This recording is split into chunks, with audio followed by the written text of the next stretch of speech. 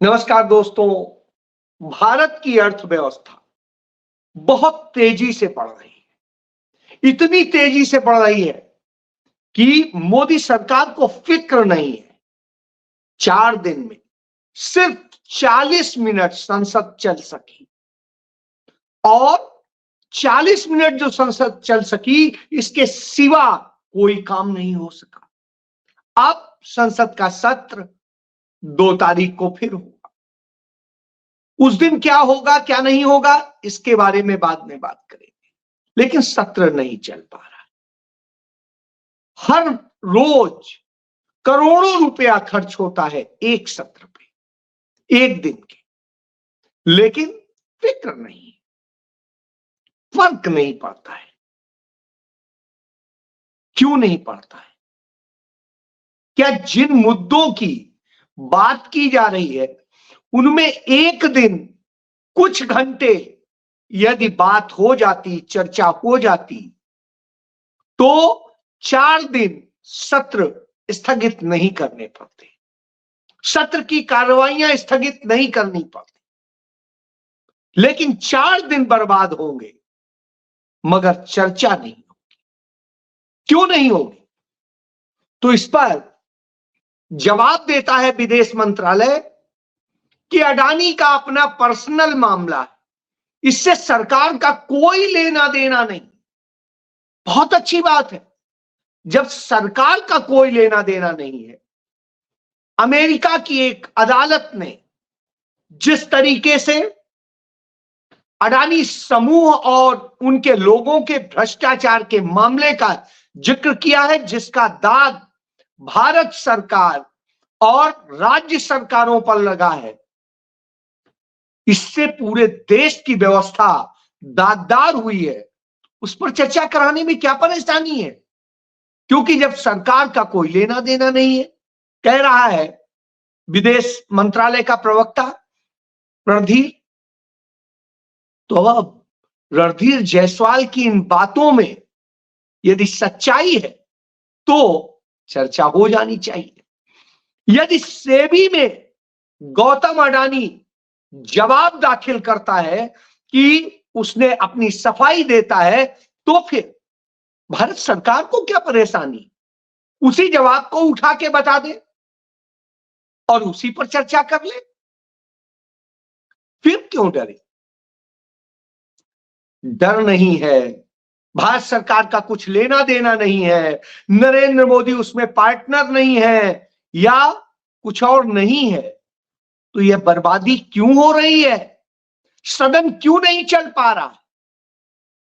क्या मणिपुर में रोज लोग मारे जा रहे हैं, 8-8 महीने के बच्चे मारे जा रहे हैं, तमाम बेटियों से रेप हो गए, तमाम लोगों की हत्याएं हो गई, वहां 2 देशों जैसी सीमाएं खिंच गई हैं, इतने बुरे हालात, फिर उस पर चर्चा क्यों नहीं? क्यों वहां के लोगों को मरने के लिए 1.5 साल से झोंक दिया गया है? बच्चों की पढ़ाई बर्बाद है, उनका जिंदगी बिल्कुल बदहाल है, और जिस हाल में वहां के लोग रह रहे हैं, जानवरों से भी बदतर स्थिति है।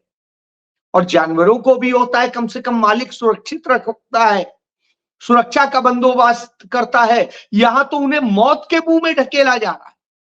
फिर उस पर चर्चा क्यों नहीं? क्या महत्वपूर्ण नहीं है? क्या महत्वपूर्ण नहीं है कि संभल में भारत के 5 नागरिकों को गोली मार के हत्या कर दी गई, सत्ता प्रायोजित हिंसा हुई, और बहराइच के दंगों में जो सच आया, वहां के भाजपा के विधायक ने जो एफआईआर लिखाई, वो सारे दंगे भाजपा ने ही कराए थे, यह बात साबित हो गई। फिर भी चर्चा क्यों नहीं? दंगों पे चर्चा कराने से डर क्यों लगता है? वहां पर भी एक युवक मारा गया था, हिंदू युवक मारा गया था। क्यों मारा गया? उसकी जान क्यों गई? तो चर्चा होनी चाहिए। चर्चा होनी चाहिए कि 800 साल से अधिक पुरानी जो दरगाह है अजमेर शरीफ की, उस दरगाह में को खोदने, उसका सर्वे करने और सब करने की जो आपने तैयारी की है, उस पर बताइए चर्चा क्यों नहीं होनी चाहिए कि जो उपासना अधिनियम 1991 है, यानी वर्शिप प्लेसेस एक्ट 1991, उसकी सरेआम अदालतें धज्जियां उड़ा रही हैं, सरकार धज्जियां उड़ा रही है, तो उस पर चर्चा क्यों नहीं होनी चाहिए? क्योंकि उसके कारण इस देश ने हजारों लोगों की मौत देखी है, और हजारों लोगों की जब मौत देखी है तो निश्चित रूप से महत्वपूर्ण। क्यों नहीं चर्चा होनी चाहिए कि जस्टिस डीवाई चंद्रचूड़ ने वह पाप किया है जिससे कि आने वाली पीढ़ियां लड़ती रहे, मरती रहे, और इस देश के अंदर हर जिले में एक पाकिस्तान बन जाए, एक हिंदुस्तान बन जाए, एक बांग्लादेश बन जाए। क्यों यह तैयारी की जा रही है? हर मोहल्ले में यह बनाने की तैयारी की जा रही है, तो इस पर चर्चा क्यों नहीं होनी चाहिए? क्यों नहीं चर्चा होनी चाहिए कि अडानी का समर्थन करते करते भारत की अर्थव्यवस्था, जिसे नरेंद्र मोदी कहते थे दुनिया की सबसे फास्टेस्ट ग्रोइंग इकोनॉमी है, वो इतनी बुरी गत में आ गई कि पिछले 2 साल का यदि मुकाबला करें तो सबसे नीचे 5.4% की दर पे आ गई, जो 8.1% की दर तक पहुंची थी। क्यों है इतनी बुरी दशा? क्यों भारत 250 करोड़ का कर्जदार हो गया? क्यों नहीं चर्चा होनी चाहिए? क्यों नहीं चर्चा होनी चाहिए कि कर्ज के पैसे से भारत की इकोनॉमी दौड़ाने की बात की जाती है, कारपोरेट के पैसे से इकोनॉमी दौड़ाने की बात की जाती है, और टैक्स वसूला जाता है आम आदमी से, आम आदमी का छीना जाता है, तो क्यों नहीं चर्चा होनी चाहिए? यदि ये चर्चा हो जाए तो पता चल जाएगा कि महंगाई क्यों है और रोज बरोज महंगाई क्यों बढ़ रही है, तो पता चल जाएगा कि बेरोजगारी क्यों है और रोज बरोज बेरोजगारी क्यों बढ़ रही है। पता चल जाएगा कि अमीर और गरीब क्यों होता जा रहा है, पता चल जाएगा। और जब पता चलेगा रोग का, तभी उसका इलाज होगा। तो फिर चर्चा क्यों नहीं? इतने दिन बर्बाद करके एक दिन में ये तीनों चर्चाएं हो सकती थी, ज्यादा से ज्यादा 2 दिन में ये सारी चर्चाएं हो सकती थी, लेकिन चर्चा नहीं करानी है। क्यों? तो इसका मतलब इन सारी साजिशों में आप शामिल हैं। यदि इन पर चर्चा होगी तभी तो चर्चा होगी कि बांग्लादेश में हिंदुओं पर क्या हो रहा है, और तभी सरकार बोल पाएगी। क्यों नहीं नरेंद्र मोदी ने अब तक कोई स्टैंड लिया है बांग्लादेश मसले पर? किससे डर रहे हैं? क्यों डर रहे हैं? सवाल है, इन सवालों पे आपको जाना पड़ेगा। जिस तरह के हालात बने हैं वो सोचने पड़ेंगे। महबूबा मुफ्ती ने भारी बात कही है, और उन्होंने जो कहा है उसे समझना पड़ेगा। महबूबा मुफ्ती वही है जो नरेंद्र मोदी बीजेपी के साथ मिलकर सरकार चला रही थी जम्मू कश्मीर में, और उनके पिता को भारत का पहला मुस्लिम गृह मंत्री बनाने में और उन्हें मुजफ्फरनगर से सांसद बनाने में भारतीय जनता पार्टी का ही हाथ था। भारतीय जनता पार्टी का ही हाथ था जब उनके रहते कश्मीरी पंडितों को कश्मीर से भागना पड़ा था या भगाया गया था। तो चर्चा होनी चाहिए। उन्होंने साफ साफ कह दिया कि जस्टिस डीवाई चंद्रचूड़ ने वह पाप किया है जिससे उनके गलत फैसले के कारण मस्जिदों में लगातार तलाशी ली जा रही है, तथाकथित सर्वे किए जा रहे हैं, देश को विभाजन की ओर ढकेला दिया गया है, धर्मनिरपेक्षता की नींव को हिला दिया गया है, और इन कार्रवाइयों का उद्देश्य समाज, विकास और रोजगार जैसे मुद्दों को खत्म कर देना है। उन्होंने बिल्कुल साफ कहा कि इस तरह के निर्णय निश्चित रूप से इस देश के लिए दुर्भाग्यपूर्ण है, हमें खून खराबे की ओर ढकेला जा रहा है, जैसा कि उत्तर प्रदेश की कुछ घटनाओं में स्पष्ट है। सही तो कहा है, गलत क्या कहा है? मैं धन्यवाद करूंगा जो मौजूदा चीफ जस्टिस हैं संजीव खन्ना का, कि उन्होंने कम से कम न सही हिम्मत उनकी नहीं हुई कि वो फैसला यह सुना सके कि नहीं, वर्शिप एक्ट का पूरी तरह पालन होगा और कोई अदालत ऐसे नहीं कर सके। चलिए, लेकिन उन्होंने ये कह दिया कि संभल की कोर्ट तब तक कुछ नहीं करेगी, इस मामले का केस हम पेंडिंग रखते हैं और जो दोनों पक्ष हैं वो जा सकते हैं हाई कोर्ट और वहां जाएं और वहां पर बात करें। ठीक है, वहां जाएंगे, वहां देखेंगे। यही तो हुआ था पहले भी कि जिस तरीके से हाई कोर्ट गए, हाई कोर्ट ने कहा, फिर सुप्रीम कोर्ट आए, सुप्रीम कोर्ट में चंद्रचूड़ ने कहा नहीं करने दीजिए और उसके बाद में ये खेल शुरू हो गया। जबकि खुद जजमेंट में 5 जजेज की बेंच के जजमेंट में लिखा गया था बाबरी मस्जिद राम मंदिर के जो विवाद के मामले में कि यह फैसला इस पर सुना दिया जा रहा है, इसके बाद इसको, ये सिर्फ एक अपवाद है, इसके बाद कभी इसका वो नहीं हो। वहां तो अपवाद कह के तो मुस्लिम पक्ष भी शांत हो गया, चलो बाकी विवाद खत्म है। लेकिन यहां तो विवादों को जन्म देने का काम खुद डीवाई चंद्रचूड़ ने किया, किसी और ने नहीं किया। इससे आप समझ सकते हैं। बहरहाल सुप्रीम कोर्ट को यह भी आदेश देना चाहिए था कि उन पुलिस अफसरों पर एफआईआर दर्ज कीजिए जिन्होंने वहां ये हालात पैदा किए, उन आतंकियों को, उन प्रदर्शनकारियों को, उन हिंदू विद्रोहियों को किस तरीके से उन्होंने आने दिया। वो आतंकियों की तरह से आए थे, नारे लगाते हुए आ रहे थे, जबकि सर्वे टीम यदि आ रही थी तो सर्वे टीम सरकारी सुरक्षा में, पुलिस की सुरक्षा में आती, सर्वे करती और जाती। नारेबाजी करवाने और ये सब कराने का काम क्यों किया गया? इसका मतलब है दंगा फैलवाने कराने का काम बीजेपी की पुलिस ने किया है, उस पर एफआईआर दर्ज करने का कहते। इसीलिए शायद मुस्लिम पक्ष अब चाहता है कि इस मामले में पुलिस अफसरों पर एफआईआर दर्ज हो। इसके लिए वो इलाहाबाद हाईकोर्ट में खटखटाएगा, जाके न्याय मांगेगा। लेकिन कितनी उम्मीद है ये आप खुद समझ सकते हैं। तो इसलिए यह स्थिति है।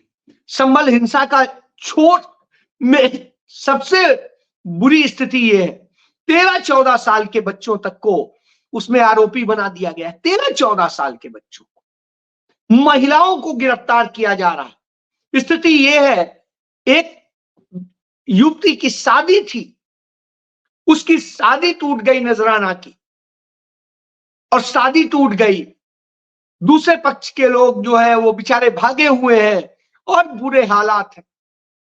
मतलब एक माँ बाप, एक महिला, एक पुरुष, सबकी अपनी जिंदगी में एक ही बार एक चीज होती है, और यह हालात कर रहे हैं कि सारी चीजें टूट गई हैं। जुमे की नमाज पे यह स्थिति थी जैसे छावनी बना दिया गया। यदि यही काम पहले कर देते तो यह हिंसा नहीं होती, उन 5 निर्दोष लोगों की जान नहीं जाती। तो अब आप यह समझ सकते हैं, इस तरह के हालात हैं। संभल जा रहे थे मौलाना तौकीर रजा अपने लोगों से उनके दर्द को समझने जानने, तो उनको हिरासत में ले लिया जाता है, बरेली से हो जाते। लेकिन हिंदू पक्ष के सारे लोग जाएंगे, हर चीज करेंगे, उन्हें नहीं रोका जाएगा। वहां के स्थानीय सांसद संभल के, उनके खिलाफ एफआईआर दर्ज कर ली जाती। वो तो कहीं थे भी नहीं। ये वैसे ही है जैसे नूह में मामन खां के खिलाफ एफआईआर दर्ज की गई थी और झूठा परेशान किया गया था, जेल में डाला गया था। उसी तरीके का खेल किया जा रहा है। तो हिंसक भीड़ यह कर रही है, और इसके कारण कितना देश का धन बर्बाद हो रहा है ये समझा जा सकता है। अर्थव्यवस्था बड़ी तेजी से बढ़ रही है। बहुत पैसा हो गया है कि यूं बर्बाद कराएंगे। आप मणिपुर पे बात नहीं करेंगे, आप संभल पे बात नहीं करेंगे, आप अडानी की लूट पर बात नहीं करेंगे, और आप बात नहीं करेंगे बेरोजगारी पर, महंगाई पर और सारी चीजों पर। हर चीज पर विपक्ष ने आपसे सवाल करने के लिए किया है, लेकिन आप तो हैं, जड़ पे ही नहीं बात करेंगे तो खुलेगा कैसे? ये पूरा खेल है, इस खेल को समझने की जरूरत है। बहरहाल लड़ाई लंबी है, आसान नहीं है, हम सब जानते हैं, और उस लड़ाई का एक बड़ा सीधा सा मतलब है कि यदि हम लड़ेंगे नहीं तो न्याय मिलेगा नहीं, और इसका नतीजा ये होता है कि हर जगह बुरी तरह की हालत हो गई। उत्तर प्रदेश की तो यह हालत हो गई है कि पुलिस डकैत बन गई है। कहा था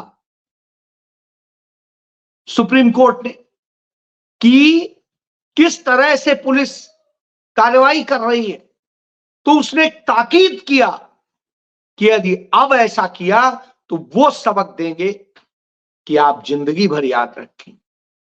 शायद यही पहले बताना चाहिए और हर मामले में होना चाहिए। स्थिति यह है, बलिया जिले में पुलिस के लोग रिश्वत के लिए क्या स्थिति होती, एक व्यक्ति को इतना धमकाते हैं और वो करते हैं कि नहीं तो हम ये फंसा देंगे, वो फंसा देंगे, और फिर अंत में नरेंद्र मोदी कहते थे वो भैंस खोल ले जाएंगे, वो नहीं ले गए। नरेंद्र मोदी योगी के संरक्षण में पुलिस वाले आपकी भैंस खोल ले जाएंगे, और यही हुआ।